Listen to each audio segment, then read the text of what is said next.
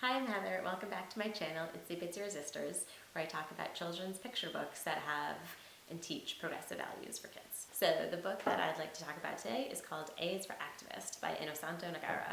And this book is awesome. A couple of friends gave it to us before our boys were born, and we actually had it in the hospital with us when they were born. And it got a lot of attention.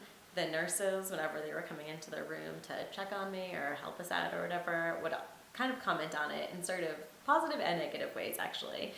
One nurse walked in and was like, "What is that?" And my mom was like, "It's a great book." And another nurse came in and she was like, "Oh, I just had a kid too, and we have that book at home and we read it all the time." So it's a conversation piece. What's so great about this book is that it's a super familiar format, an ABC alphabet book, with content that you don't often see in children's books. It is very overtly political and leftist. It talks about the environment, it talks about gay rights, it talks about trans rights, it talks about civil rights, it talks about workers' rights, and so it's super powerful in that way, and it's also really fun and at times silly, and there's a cat to find on every page. And my 19-month-old sons, that's their favorite part of this book currently. For a while, they just liked to read it. I think they liked the sounds of it. But now they will spend every moment, cat, cat, cat, and they always love finding them. I want to talk about a couple different aspects of this book, and one is some of the stylistic choices that the author makes that makes this book even more complex in a way and really cool than I sort of first realized, and every time I read it I notice new things. And one of those aspects is that the pictures in the book include real historical figures, and he doesn't always name them, so you kind of can do some research or explore or be like, "Oh hey, I recognize that person." So first I'll talk about the letter F, and I'll read it. F is for feminist, for fairness in our pay, for freedom to flourish and choose our own way. And again, what I think is so cool about this is that, of course, there's a picture of the Statue of Liberty and everything that represents, immigration, and Emma Lazarus's poem and what it means to be coming to America. And there's this picture in the middle of Sojourner Truth. And Sojourner Truth was born into slavery in New York in the early 1800s, and in 1826 she escaped with her infant daughter and went on to become a very well-respected and very prominent advocate and women's rights activist, and was involved in tons of causes and traveled all over to speak and to advocate for her issues. And so there's one page where the words are somewhat simple. Feminism is a big concept that you need to explain to a kid what it is, but there are these layers with the pictures that start talking about other issues that are integrated within feminism, and then also go out into other important issues as well, our past and our present, and bringing it all together.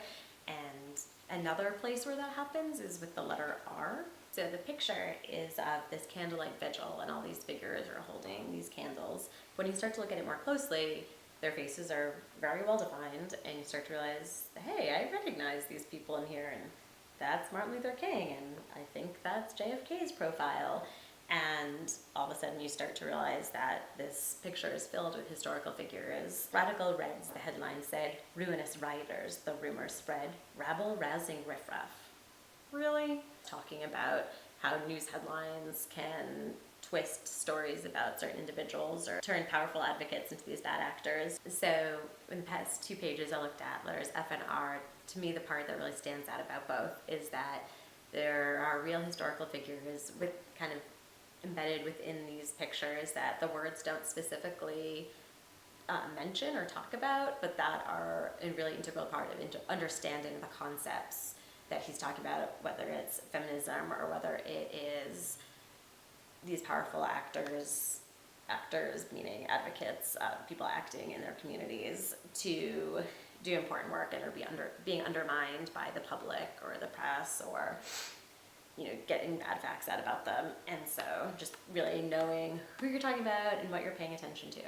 I think that's one of the fun parts of this book. So another aspect of the book that I like is that in addition to being super alliterative, because it's an ABC book, the pictures are also illustrating the particular letter of each page. And so letter O, you have open minds operate best, and the word organize, and then you also have an ox and an owl. And so you can talk about the pictures and point to these words, and your child is hearing the sound of the letter over and over. And in letter P, all these kids are protesting, but there's also a penguin. And so there are, the concepts, the more serious concepts of the book, and there's also the fun pictures and the fun sounds. Another thing this book does is the author is Spanish speaking and English speaking, and so I think something that's fun is that H and J in Spanish and English kind of intermingle with one another. And so on the H page where he's talking about healthy food, he has jicama, and although it's written with a J, you pronounce it with a h. And so that's included with, hummus and healthy and hot dog and Havarti cheese and all sorts of things.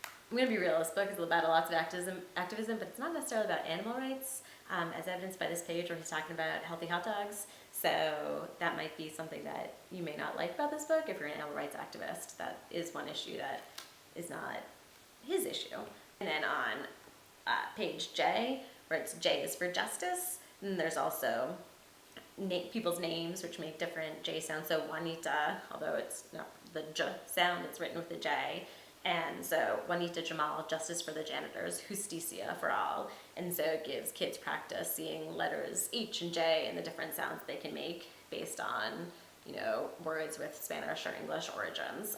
So I think that's a really good thing for kids to learn. And next to it is letter I, which is about immigration mostly. The cat on this page is the cat eye. It's a little more difficult. I don't think my kids know that's a cat eye yet, but they'll get there. So now I'm going to talk about some specific pages in the different aspects of activism that this author highlights. So he talks about the environment on letters E and S. E, equal rights, black, brown, or white, clean and healthy is a right. Every place we live and play, environmental justice is the way. And I think this is a great page because it brings up so many things. Environmental justice, of course, and then he says equal rights, black, brown, or white, why environmental justice might be also a racial issue. Of course, if we think about Flint, Michigan, or all of these places where there are water issues, or we think about the Dakota Access Pipeline and Native communities who are affected by potential oil spills or problems with their water, whereas, that's white communities were bypassed so that they didn't have to deal with those issues. And so I think he really makes these important connections that as your kids get older, you can start talking about them with. And then he also talks about gay rights, LGBTQ, love who you choose, because love is true. Liberate your notions of limited emotions. Celebrate with pride our links of devotion. And you have the big rainbow, of course, in the background, and lots of hearts. And it's happy, and it's great, and kids have a natural knack for understanding what is fair, and what is just, and what is right, and love, and the environment, and racial justice. All these things come really naturally to kids, and it's as we get older that we start to screw them up. Kids will get the point of this book really quickly. Letter X, Malcolm X, it's about civil rights.